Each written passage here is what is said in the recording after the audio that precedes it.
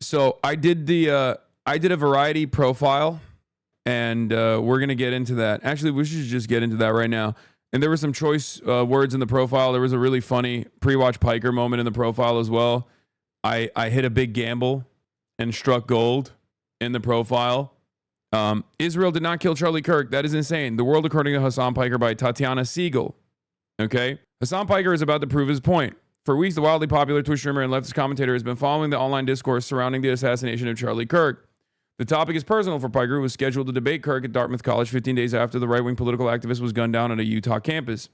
Authorities charged college student Tyler Robinson with the crime, but lately a civil war has erupted among conservatives over conspiratorial claims that the Mossad had a hand in the murder. You would be surprised at how many people believe that stuff, he says, as he mulls the menu options of the crowded Chelsea restaurant on a brisk October morning. When our waiter arrives, Piker turns to the 20-something hipster. Can I ask you a question? Who is the most likely person that killed Charlie Kirk, he asks. I think it was Israel. It seems like an inside job, the server replies hesitantly before heading back to the kitchen for Piker's cold brew. The answer comes as a shock to me, but it's no surprise to the extremely online millennial who acknowledges that he is fascinated by conspiracy theories. I literally was talking to her about this mid-interview, and she couldn't believe it. She's like, what? You think a lot of people think that like Israel killed Charlie Kirk? And I was like, here, I'll show you. And I straight up turned to the waiter. And I was like, hey, man, you heard about this Charlie Kirk stuff, right? And he was like, yeah. Like, who do you think did it? He said, straight up, Israel. I watch every Candace Owens, Piker says, referring to the new media star of the far right who has fanned the flames of the Israel theory. He nods in the direction of our waiter. Is the reason why I know exactly where he is coming from with the Charlie Israel thing. For me, no matter how far-fetched the conspiracy is, if it is getting 2 million views in 24 hours, that means a lot of people are tuning into it. That means a lot of people are paying attention to it. And in this day and age, I think a lot of people are believing it. Piker feels no allyship with Owens, even if they share the belief that Israel is a malignant force. He is merely a student of the attention economy, a space in which he is thriving. With nearly 3 million followers on Twitch and 1.75 million YouTube subscribers, the 34-year-old influencer seems like a possible answer to the next question of when the left will find its own Joe Rogan. As the next generation turns more conservative and alpha males like Andrew Tate ascend, Piker offers an alternative vision and the rare ability to sway an election. As an early and enthusiastic supporter of Zohran Mamdani, Piker played a key role in helping catapult the New York mayoral candidate to Gracie Mansion by spreading the Democrat socialist message to his legion of fans. With our waiter out of earshot, Piker drops his voice discreetly. Israel did not kill Charlie Kirk. That's insane, he says. I did that for you because you were shocked. When the waiter returns with our order, he tells Piker that he's comping the cold brew. Wait, why? Piker asks. I just like your vibe, the server says. A lot of people like Piker's vibe. His brand, a twofold critique of Israel and a billionaire class, has made him a multimillionaire and a foil. Anti-Defamation League CEO Jonathan Greenblatt has accused him of using his platform to promote toxic anti-Zionism. Andrew Cuomo invoked Piker's name repeatedly along the campaign trail in an effort to smear Mamdani. Is that true, Lamau? Yeah, that was true. On this morning, guys, of course it's true. It's because I talk to people all the time. It's not fake. Like when I say I talk to people, regular folks on a daily basis, this is what I mean. And I think many people don't do that. Many people do not do that. Many people don't just go out and talk to random people like they are regular people.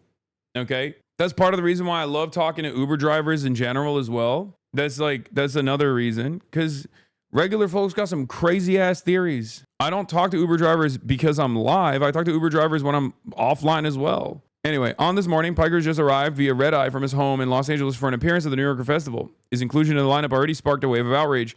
Wearing a no-logo sweatshirt, sweatpants, and a Free Palestine wristband, and an Apple Watch carrying a small Gucci bag that holds his Zyn supply, Piker signals a cross between conspicuous consumption and Bernie bro. Lurking beneath a camo hat emblazoned with the word thieves is a mind that poses one of the biggest PR threats to the pro-Israel set. The Jersey-born, Istanbul-raised, Rutgers-educated provocateur has no plans to back down. People like this photo, by the way. Do you guys think this photo is cool? I was a little worried about how it was going to look. What's up with all these fanfic-style interviews with you? What are the chances of this interaction happening perfectly with this interaction? This interview is going to end with, and everyone clapped. I know it sounds unbelievable, but if you talk to enough people all the time, you get a better feel for what their worldview looks like. I love that you think this person faked that interaction, by the way. Like, they have no allegiance with me. Why would they do that? You only get this level of cynicism if you straight up have been brain broken, I think, by, I mean, it speaks to the kismet of it all. It speaks to like the coincidence of it all. But it also speaks to how much you maybe pay attention to a lot of the anti-Hasan content out there, maybe, because like it's just strange for you to assume that that would be unique. Like I have moments like that on stream all the time. The last 2 years I've been called anti-Semitic. I abhor anti-Semitism, and I've spent my entire professional media career combating it. I just happen to be anti-Israel, and that makes me a far greater threat than the likes of Nick Fuentes because they know he's a Nazi, he says, referring to yet another polarizing figure in the ongoing schism within the far right. By the way, this is before the Nick Fuentes stuff popped off on the right wing as well. So even that in and of itself is actually an interesting predicament.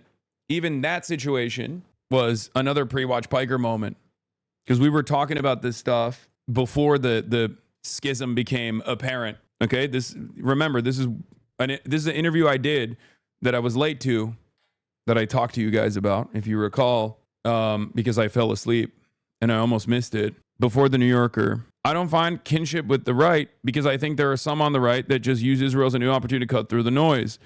His voice, famous from 2,674 live streams or 18,624 hours in front of a camera since he started on Twitch in 2018, is steady and evokes the East Coast liberal arts poli-sci education he received. Maybe they seek kinship with me, but I've been here for decades, he says, because this is a problem that predates October 7.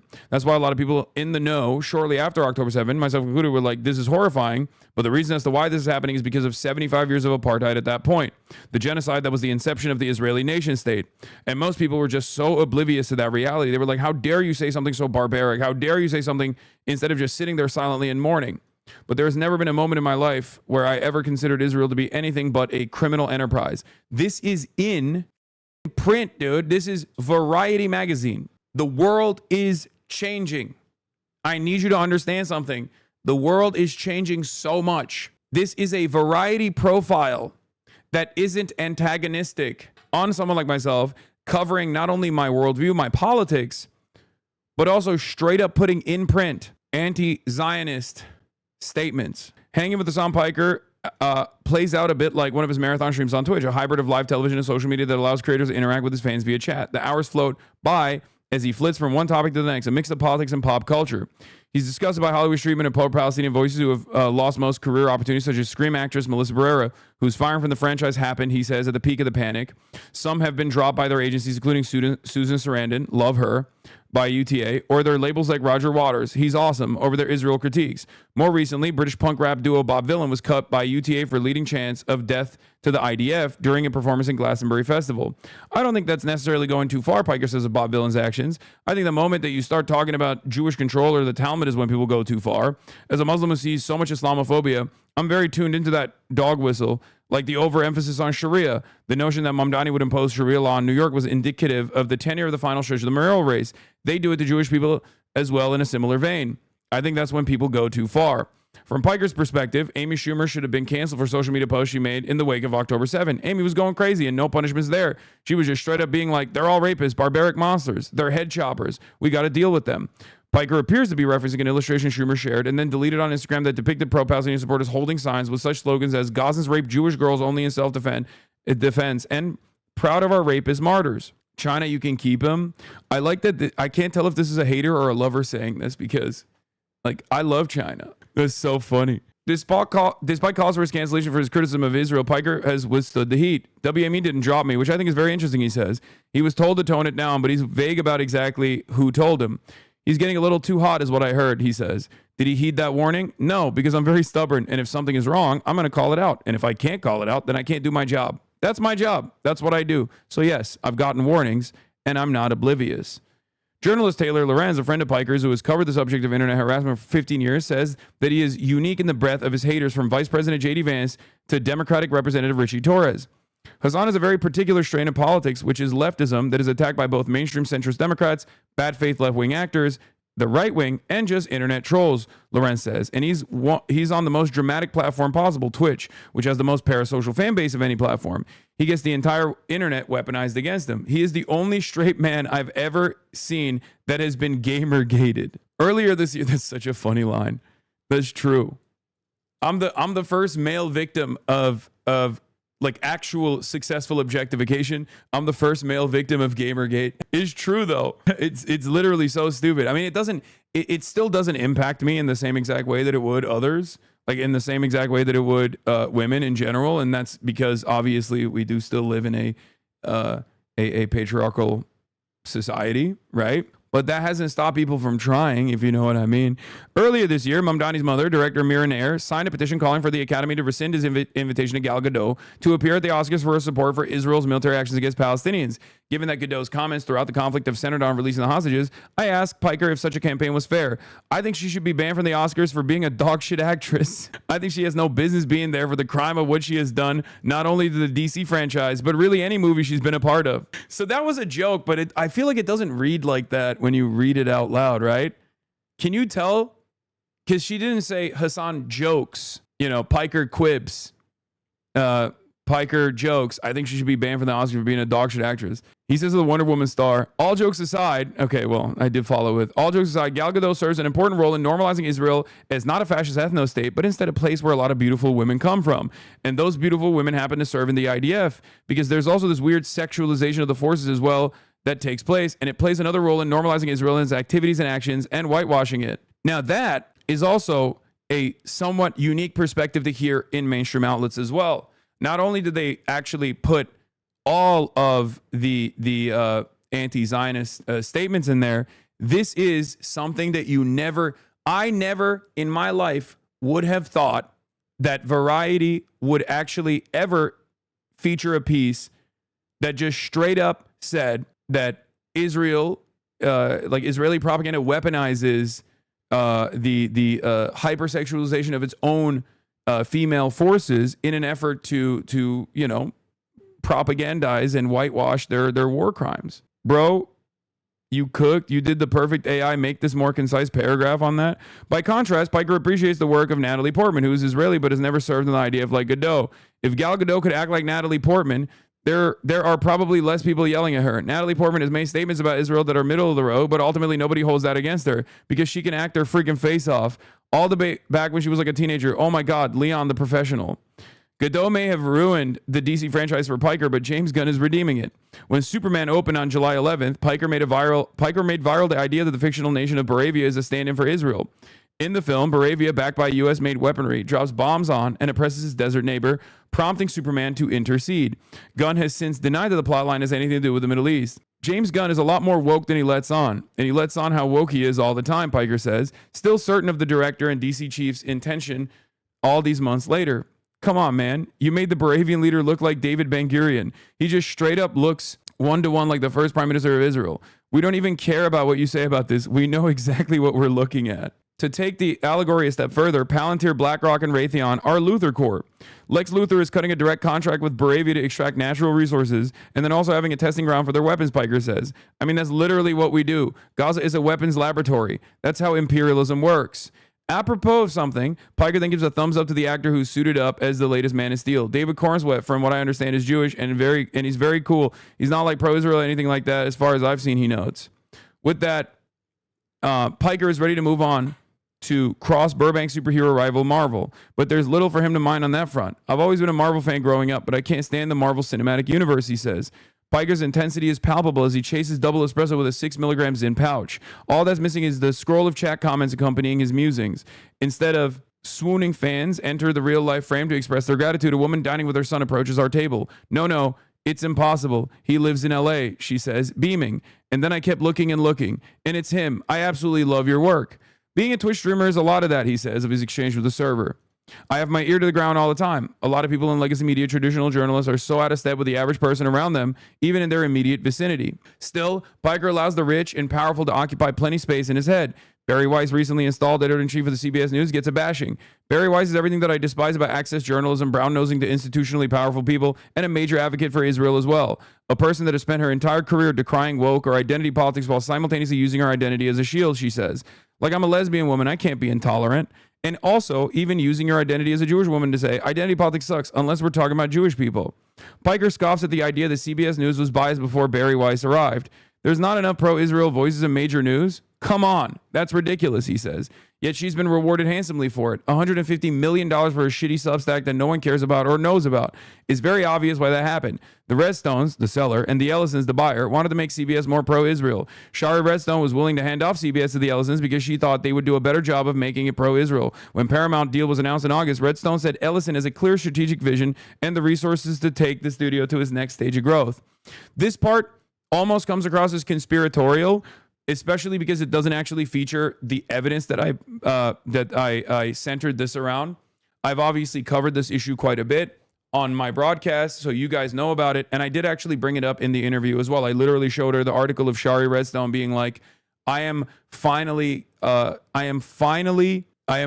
selling the 60 Minutes after the 60 Minutes saga, right? Since the deal closed, the studio has made a series of moves that bolster Piker's contention that Paramount is now more Israel-friendly. In September, it announced a petition signed by celebrities, including Emma Stone and Javier Bardem, that call for a boycott of Israeli film institutions that implicated in genocide and apartheid against Palestinians. Last month, CBS Morning's co-host Tony DeCoppel interviewed Israeli Prime Minister Benjamin Netanyahu in Tel Aviv. Barry Weiss was being packaged as someone who could bring top talent. Wow, Piker says. Benjamin Netanyahu never gives interviews anymore to American news. He talks to American news more than he does to Israeli news. Damn, I cooked. Perhaps it's Piker's complete lack of filter that makes him so attractive to his growing fan base. Most influencers with a red-hot career are careful not to bite the Hollywood hand that could feed them. As a result, these aspiring stars tend to punch down. Piker's willing to punch way up, all the way up to Larry Ellison, the second richest person on the planet, who backed his son David's successful bid to buy Paramount and also has a stake in TikTok. Piker's trying to explain the craven flip of the once liberal tech titan to the Republican side. When Larry Ellison first made that big donation to Marco Rubio for his presidential run in 2016, people were actually a bit confused. I think he's gay, maybe in the closet. I don't know. I hope he doesn't laser me down for speculating, he says with a laugh about the Oracle co-founder. Larry Ellison has been married to 6 women and is currently wed to Jolyn Zhu. But there are hacked emails that show Larry Ellison vetted Marco Rubio for fealty to Israel. And as Secretary of State, Rubio played a role in the TikTok talks that steered the company towards Ellison. Piker doesn't seem too concerned about the prospect of getting lasered down by any vengeful oligarch. I'm also not a stranger to super powerful social media platform owning billionaires directly hating me and making it a personal vendetta and their lives mission to destroy me somehow, he says. In the wake of the Kirk assassination, Elon Musk took to his X to call for Piker's cancellation, dredging up past comments that walked up to the line. Musk even tagged Amazon founder Jeff Bezos. Amazon owns Twitch. Piker knows the irony that he's not even banned on X, never mind Twitch, because he's a power user and drives engagement. A lot of these guys are very thin-skinned, and I think the gravest mistake of my career was when I had Musk's ex-partner Grimes on my show, and she talked about how buff I was, and then I talked about how Tesla was shit, Piker says. That man has never lived it down. Grimes wasn't exaggerating. Piker is hard to miss with his muscular 6'4" frame. He works out 1 to 2 hours a day, a regimen that includes playing basketball. If he ingratiated himself better with the oligarchs, he would be courted by mainstream Hollywood. He's already heard the siren call and turned it down. His manager, former WME agent David Hunsinger, fielded a $1 million offer from one popular betting platform to run a ticker ad during just one stream on election night 2024. Piker said no. I'm not the easiest client, and not even because I get into trouble, Piker explains. I say no all the time to a lot of deals, like a lot of money, and that's why I really respect David, because throughout our entire professional relationship, he's probably said no to tens of millions of dollars. Starting number was $1 million, which means they could have probably gone up. He's happier helping the Mamdanis of the Democratic Party and sticking a thorn in the side of the Cuomo types. He brought up my name next to Hamas, he said during a debate with Mamdani. Why don't you denounce Hamas? Why don't you denounce Hasan Piker? Piker says the former Democratic governor turned independent mayoral candidate. I'm very similar to Zoran in many respects, and the same reasons why they would be resentful of Zoran or fearful of Zoran is the same reason why they despise me. With the election just 10 days away, Piker is keeping a low profile with the Mamdani campaign. I'm in a holding pattern right now, he says, with a hint of sadness creeping into his voice.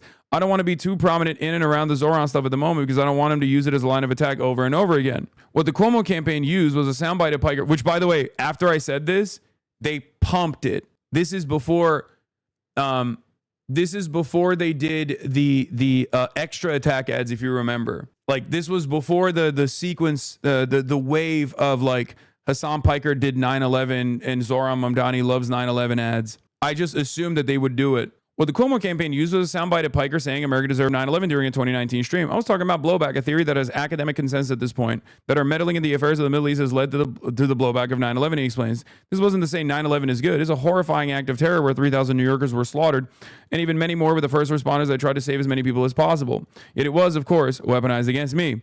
But as election night swung Mamdani's way, Piker wasn't keeping a low profile, but toasting with the millennial mayor-elect with Alexandria Ocasio-Cortez of the Brooklyn Paramount Victory Party. There he offered no mercy for Cuomo. What happened? I thought the Hasan Loves 9/11 was a successful campaign strategy, he said in a video that ran on his YouTube channel. Andrew Cuomo, f you, suck my dick. Before the Mamdani win becomes reality, however, Piker can only hope the polls are accurate, but he's feeling confident as we walk along a busy stretch of 10th Avenue. An older man wearing a bandana and hoop earrings stops in his tracks and claps as he recognizes Piker. It's a sign that the streamer's message about Mamdani and or Israel is resonating. Then, it hits me that Piker has no security detail as he mingles with the masses. Post Kirk, that seems unwise. I make it a point not to have bodyguards when I'm around the people, he says. I think it was it Fidel Castro or Che Guevara who said, I have a moral vest? It was Castro. It was Castro. No one cares. You seem like you care. Getting mad enough to comment on an article that no one cares. Interesting. Extremely well-written profile. Regardless of what the oligarchs desire, there's a reason why Piker has resonated with so many people.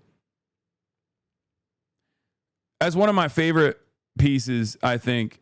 That's one of my favorite profiles of all time, straight up. It was a banger. That ending was so hard, bro. Literally made me tear a bit. Was this a standard 20K? Goodbye. Chad, but man, I would not be worried. I would not be worried if you were in Europe or Asia, but your country is so crazy with their guns. No, I know. And yeah, the article actually was posted on the article was actually posted on their, or this quote was posted on their social media, and it went LeBron numbers, dude. 71,000 likes. Hey, open presents. Thank you for the gifties. The Piker Broadcasting Service, once again, is sponsored by you, the viewers, for you, the viewers. As you know, you too can subscribe to the Piker Broadcasting Service for free with a Twitch Prime or with a $6 subscription. Or you can get gifted a sub if you're lucky. What is this? There was a crack.com article about me. The Left's Joe Rogan is now a comedy podcast regular. Hasan Piker is not as popular as Joe Rogan. God damn. End me.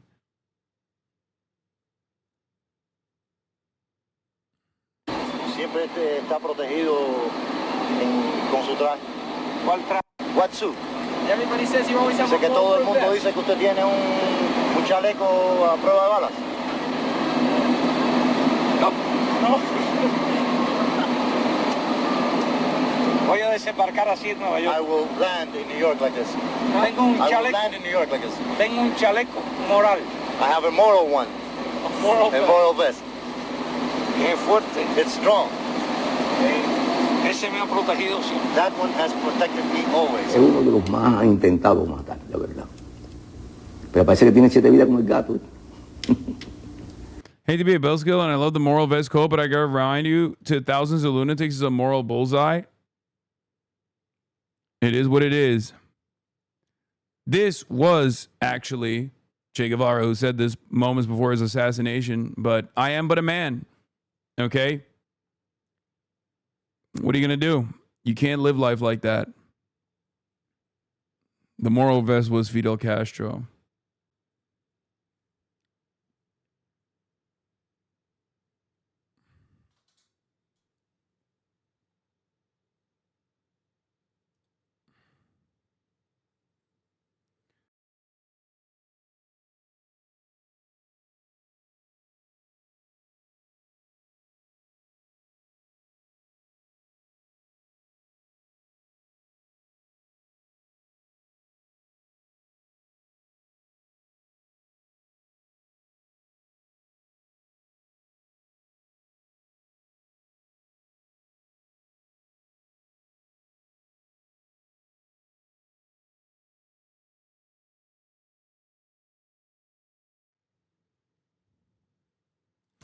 Okay, we're back. This happened yesterday too, remember? It happened one time and then not again, never again. So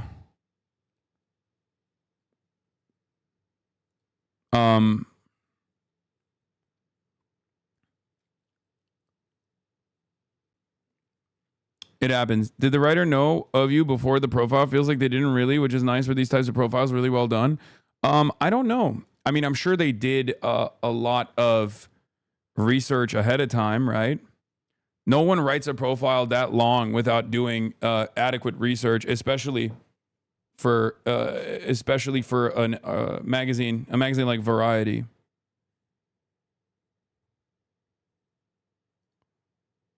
Wait, I'm confused.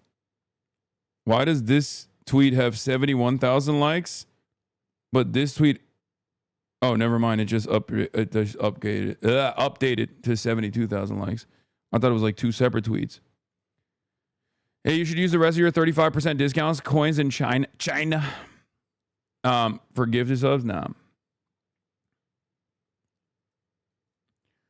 Yo, Variety. Since when are you platform scumbags like Hasan Piker? I've been reading Variety my whole career and never, not once, have I seen a Hollywood trade give this much shine to an anti-Jewish, anti-Semitic troll who makes a living insulting people in show business, especially women. What happened to you? Where'd your standards go? When did you become the hype machine for hate click bottom feeders in Hasan? You're a fake tough guy with a webcam and Wi-Fi. A professional bully with a ring light. Variety, do better. Stop giving megaphones to people who spit on the very industry you cover.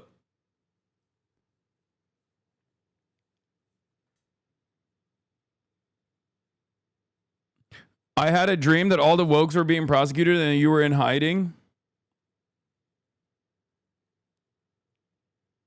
Yeah, Michael Rappaport, by the way, a famous defender of women, Michael Rappaport.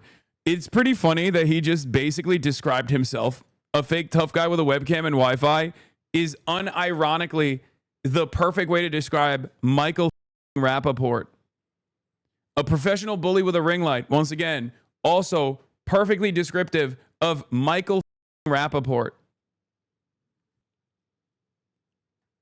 Brace is going to get so jealous. Entertainment Weekly picked up your comment. Political commentator Hasan Piker slams Gal Godot. Calls her a dog shit actress. Yeah, I mean, it's confusing to me because, like, do people not know this? Like, do people, are people oblivious to, like, how much people actually rip on Gal Gadot's acting? Like, even outside of, like, the IDF stuff. Max Lord, you're putting yourself and everyone in grave danger. I need you to give me the stone. And enough champagne to fill the Nile. Mirror, mirror, magic mirror, who is the fairest of them all? It is our sacred duty, and I'm going to help them. Kyle, no! Max Lord, you're putting yourself and everyone in grave danger. I need you to give me the stone. I think one of the funniest parts about this, and it's yet another testament to how bad Gal Gadot's acting is the fact that the actual compilation of her saying those lines is unwatchable, whereas someone actually redoing the lines in a humorous way is perfectly watchable. Okay? How is that possible?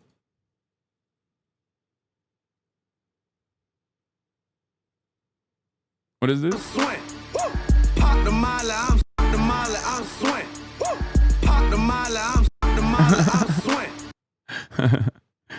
That's funny. Whatever happened to the Aussie boys coming to China? They got busy, I assume. Yeah, I've been telling Alexa to pull up no matter what. Bro, I was on audio only. I thought this was her. Okay, well, that's crazy, but all right. Let's get back to the Epstein stuff, and then we're going to move on to other things as well. But yeah, this was the pre-watch Piker one was crazy mode. Visual calculus, elevated position, telescopic sight, high caliber, anyone could do it. Logic, he had a lot of enemies, and his enemies are all armed. Most likely a groiper. Savoir-faire, Israel did it. Inside job, for sure. Disco Elysium. Hasan visited that restaurant before and knew the waiter's dialogue tree already. Say whatever you like. The guy has incredible instincts. This is really funny just for the interaction where the waiter gives him a free coffee and says, I just like your vibe. And that's because right before Hasan asked the waiter who he thinks killed Charlie Kirk. Imagine being that guy reading this article and finding out you comped the drink for a guy who told one of the biggest publications in the country that the conspiracy theory you believe in is dumb as.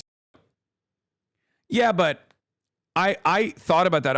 I consider that as well, but it's not like they're literally profiling the person or outing them. You know what I mean? They don't actually say what the restaurant is. So it's, there's no harm, no foul in general. You should try some Chinese nicotine pouches. Do they have them?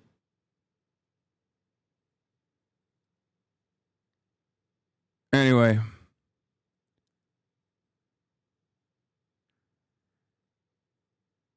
That waiter's on Canary mission now. Thanks to you, you sick. He was just asking questions. Yeah.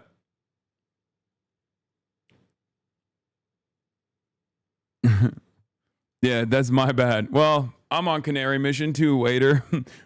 Welcome to the good side, I guess. Oliver is cooking some fire emotes. King, it's on its way. What is this? Oh, hell yeah.